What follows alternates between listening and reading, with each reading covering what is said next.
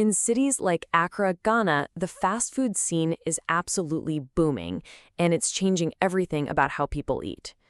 But just beneath all that convenience, there's a really serious, unintended consequence brewing, a public health crisis. In this explainer, we're going to dig into Ghana's fast food dilemma and ask a pretty critical question. Is the country eating its way into an obesity epidemic? And you really start to see how urgent this is when you look at the numbers. The World Health Organization's data shows adult obesity rates in Ghana have just skyrocketed. Back in the 1970s, the rate was a tiny 2%. By 2016, it had jumped to 10%.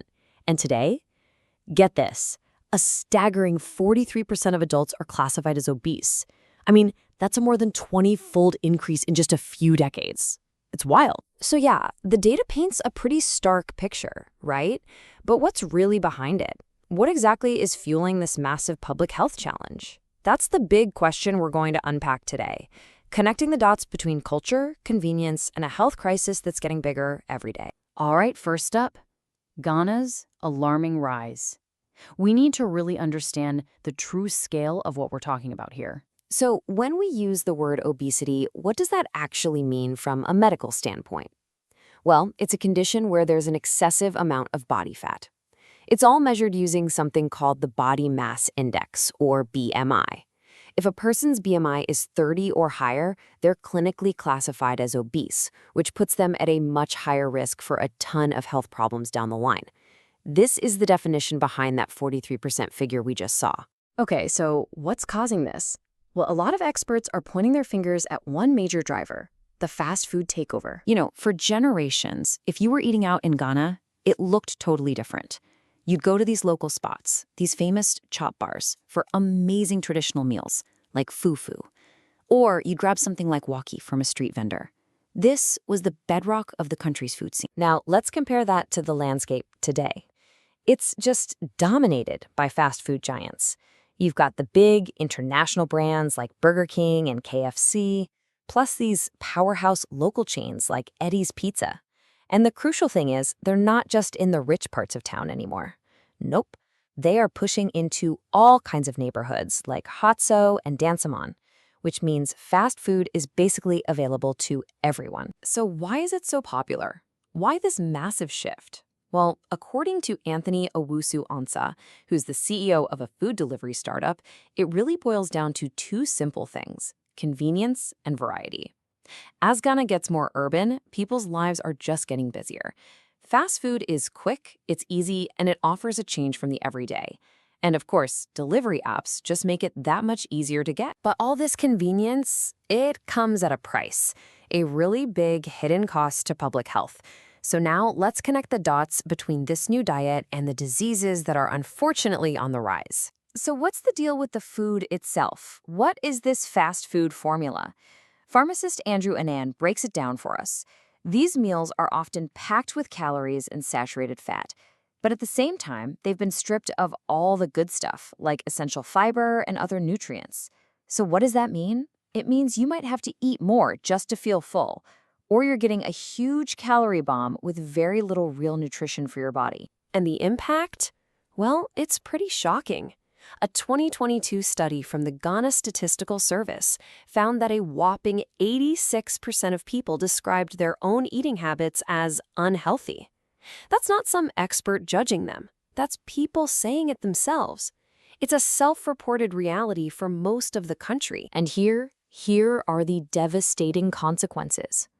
According to a report from Ghana's own Birth and Death Department in 2022, the leading causes of death in the country now include hypertension, heart failure, and diabetes. All of these are conditions that are tightly linked to diet and obesity. The connection here isn't a theory, it's direct, and frankly, it's deadly. Okay, so when you're faced with a crisis this big, you have to ask, what can anyone actually do about it? And believe me, that's a huge debate happening among health experts, policymakers, and even business leaders in Ghana right now. That pharmacist we heard from, Andrew Anand, he's actually laid out a pretty clear 3-step plan.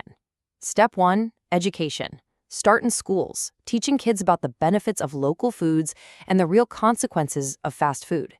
Step 2 is taxation. Hike up the taxes on unhealthy stuff like sugary drinks to make people think twice. And finally, step 3, transparency.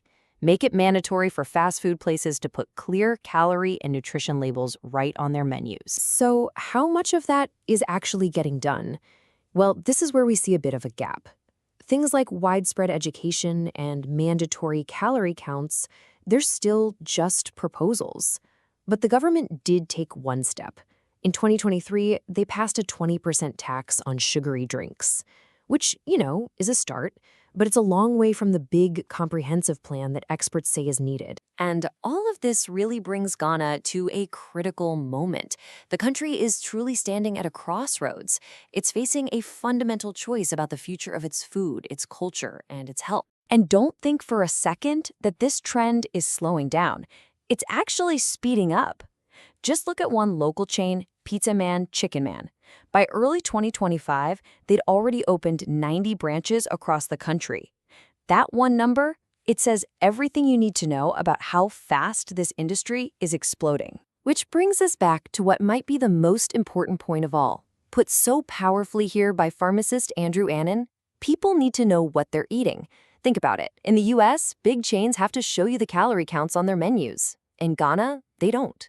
So this call for clear, honest labeling is right at the heart of this whole fight. Look, fast food isn't some passing fad in Ghana anymore. It is woven deep into the culture and the economy. And as that industry keeps growing, the health complications are set to follow. So that leaves us with one massive, lingering question. With the nation heading down this path, what will it actually take to change course before it's too late?